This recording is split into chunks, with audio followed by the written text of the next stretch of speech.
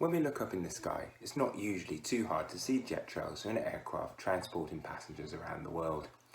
Air travel has become a regular occurrence for many of us, but the vast majority of airline passengers are unaware of the low-level radiation exposure they receive from natural sources such as the sun during flights.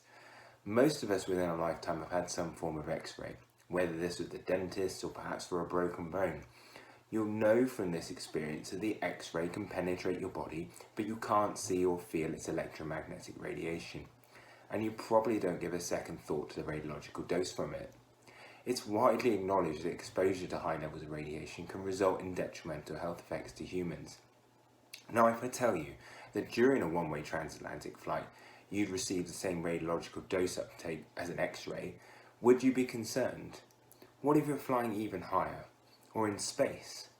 What if sudden changes in space weather occurred, increasing this dose to the equivalent of hundreds of X-rays, exceeding your recommended dose limit in one go? At what level as a passenger should you be concerned, and under what circumstances should an aircraft or spacecraft company take actions to avoid such exposure?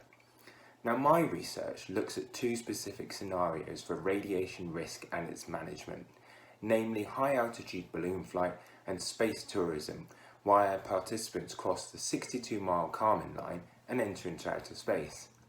Although not yet commonplace, there are companies such as Virgin Galactic offering trips to low Earth orbit.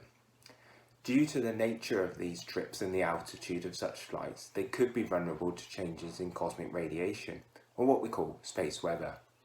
Now, space weather is a consequence of the behaviour of the Sun, the nature of the Earth's magnetic field and atmosphere, and our location in the solar system.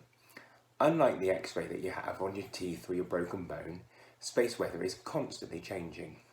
Now, here on Earth, radiation exposure is strictly regulated, but this is not currently the case for potential high-altitude flight or space tourism.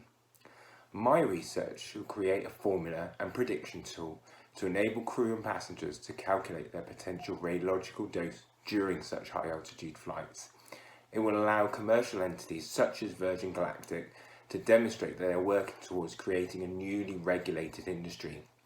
This is a novel new area of research aimed at emerging space market and high-altitude flights. It's vitally important for the safety and health of the crew and the passengers. So next time you're having an X-ray at the dentist, just remember the dose you're receiving could be similar to your next flight aboard, or potentially a flight into space and low Earth orbit.